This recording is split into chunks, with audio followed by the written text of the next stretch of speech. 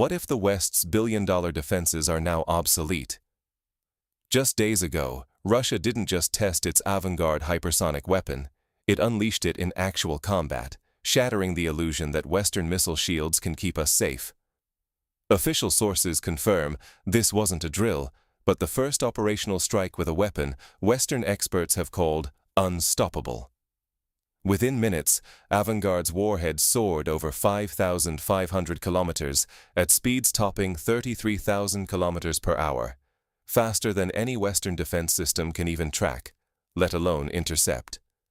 And unlike any conventional missile, Avangard maneuvers unpredictably, slipping through the densest radar nets and making American and NATO air defenses look powerless.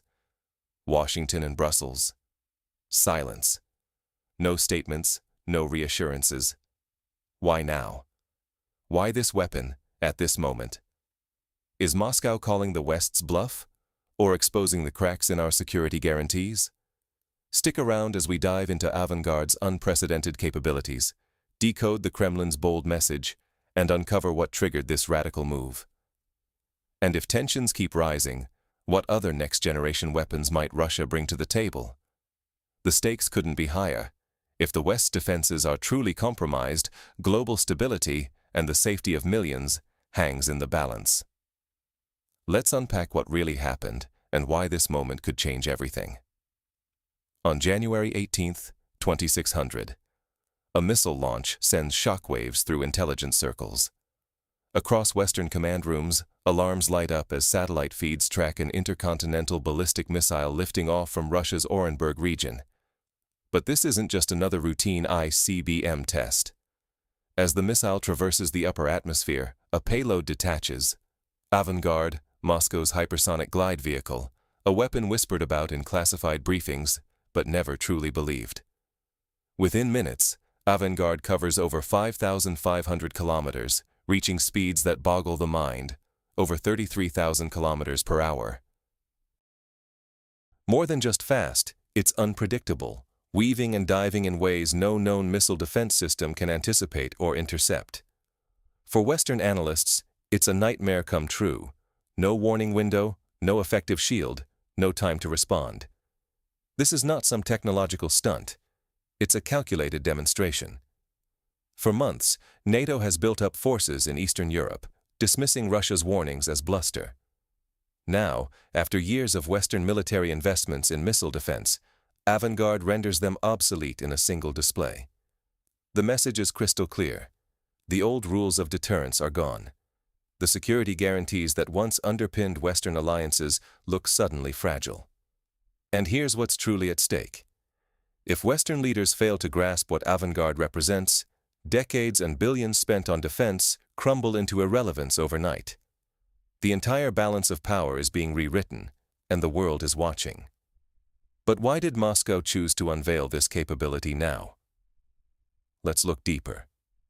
The myth of Western invulnerability collapsed in minutes. When Russia's Avangard hypersonic weapon roared into action, it didn't just break the sound barrier. It shattered the psychological and strategic walls the West had spent decades building. Suddenly, the entire playbook of interception and deterrence, worth hundreds of billions of dollars, was obsolete. For Western military thinkers, the unthinkable had happened. A missile capable of flying over 20 times the speed of sound, maneuvering unpredictably, and striking its target with pinpoint accuracy, untouchable by any existing defense system. For decision-makers in Washington, Brussels, and London, reaction time has shrunk to almost zero. Avangard's speed and maneuverability leave no window for calm deliberation or last-minute diplomacy. It's a weapon that forces split-second decisions with unimaginable stakes. And make no mistake, this wasn't just a flex of military muscle. Russia chose its demonstration carefully, launching towards a zone of the Pacific where NATO regularly drills. The message was as clear as it was chilling. We can reach you anywhere. This wasn't born out of thin air. Avangard is Moscow's answer to America's withdrawal from arms control treaties. When Putin unveiled the system in 2018, he boldly declared to the world, "We have created a weapon that cannot be countered." Western analysts scoffed. Now, even former U.S. Strategic Command Chief Admiral Richard admits, Russian hypersonic tech is at least 5 years ahead of America's, and the gap is growing. Sanctions? They haven't stopped Russia from investing billions in breakthrough materials and next-gen guidance systems. Avangard's glide vehicle withstood temperatures over 2,000 degrees Celsius, a feat the West is still struggling to match. Meanwhile, Western hypersonic programs are plagued by failed tests and endless delays. One failed American test after another has made headlines, while Avangard is quietly deployed. All this unfolds as NATO pushes further. More instructors on the ground in Ukraine, a flood of long-range weapons, talks of membership intensifying. Diplomacy is at a dead end. Russia, facing internal pressure before elections, sends a clear signal. We won't play by the old rules. If NATO miscalculates, the risk isn't just higher tension, it's war on a scale we haven't seen in generations. So how did the world's leaders and military experts react to this tectonic shift? Let's take a closer look. Silence in Washington, shock in Brussels. What's next? As the world tries to process Russia's Avangard demonstration, the official response from the West is conspicuously muted. The White House and Pentagon offer little more than vague reassurances, steering clear of any direct admission that Avangard even exists. Why? Because recognizing this breakthrough would mean conceding that decades and billions spent on missile defense have come up short against a weapon they can't stop. Among military experts, the consensus is clear. Russia is now at least 5 years ahead in hypersonic technology. The Avangard's debut isn't just another missile test. It's a historical inflection point, comparable to when the Soviet Union detonated its first atomic bomb. And the message couldn't be clearer. The strike's location, a NATO exercise area in neutral waters, was as much political theater as a technical showcase. The data is staggering. Western satellites independently confirm that a hypersonic glide vehicle was launched, traveled over 5,000 kilometers, and hit within 10 meters of its target. That level of accuracy at such range is simply unprecedented. Moscow, meanwhile, hints at further demonstrations if NATO chooses to escalate, a not-so-subtle warning that this was only the opening move. What's even more remarkable is how Russia pulled this off under tough Western sanctions. While American hypersonic projects keep stalling and European programs are years, even decades, behind, Russia has surged ahead, proving its ability to innovate even in isolation. China may be making strides, but its systems still don't match Avangard's capabilities. All of this points to a new reality. The balance of power has shifted, not just on paper, but in the calculations of every government from Tokyo to Berlin.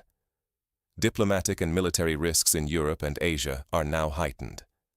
Allies who once trusted American defense guarantees are being forced to reconsider their security options. The credibility of Western alliances is suddenly in question. What happens when your most vital promise, the ability to protect, is exposed as vulnerable? But beyond the military and technical shakeup, what does this really mean for global politics? Let's dig deeper. The illusion of American omnipotence is shattered. Overnight, Japan and South Korea, long-standing pillars of U.S. strategy in Asia, are asking themselves if American security guarantees are still worth the paper they're written on. After all, what good is an umbrella that can't stop the rain? The Avangard demonstration isn't just a military flex, it's a calculated geopolitical message. Russia has shown, coldly and calmly, that it holds a trump card the West simply cannot match. Negotiations over the Kuril Islands, influence in Central Asia. Suddenly, Moscow's leverage has grown almost overnight. But the consequences reach even further. Western governments now face a brutal reckoning. Decades and trillions spent on missile shields now exposed as outdated, if not outright useless. How do you explain this to your taxpayers? To your allies? Meanwhile, the US, EU, and even China are scrambling to catch up, proving once and for all that technological innovation is no Western monopoly.